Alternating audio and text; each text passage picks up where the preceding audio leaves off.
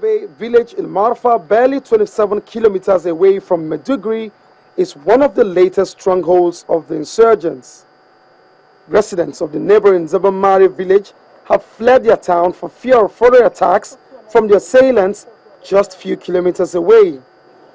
Some of the fleeing locals do not feel safe even in Maiduguri, the state capital. Boko Haram came in 2 guerrilla fighter cars and 2 armored tanks.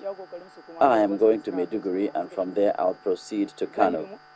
It was around 5 p.m. yesterday when Boko Haram came and started shooting.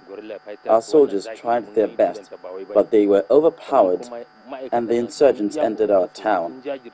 We saw 7 corpses. Residents say Friday night's experience would have been worse if the small army unit military hadn't stood their grounds until they were eventually overwhelmed. Yesterday, God helped our army, and if not for their effort, more than 1,000 people could have died.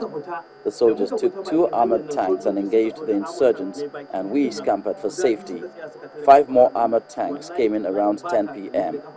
We thank God, and we thank our soldiers. I cannot quantify how many they were because they were shelling us from all angles like rain. The captain in charge stood his ground and they exchanged fire non-stop for at least 2 hours. At the city gate, they fired at our machine gun and it stopped working. So we faced them, but by then the magazines of most of the soldiers had been exhausted and we began to retreat. Governor Kashim Shettima remains optimistic that the insurgents are losing the war.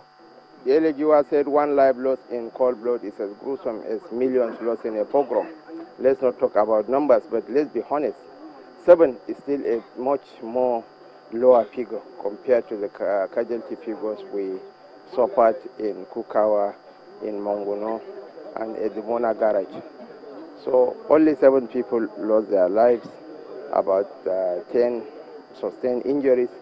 But you have heard them paying tribute to some of the officers. As a risk of embarrassing them, I have to mention of 1 Colonel Abubakar and 1 Captain Miller and their men. So I want to thank them and the GOC on behalf of the government and people of Borno State. Governor Shettima equally assured hundreds of locals taking refuge in a small school in Old Maiduguri to return home. The 7th Division of the Nigerian Army Maiduguri has since sent reinforcement to boost the fighting power of the troops on the ground.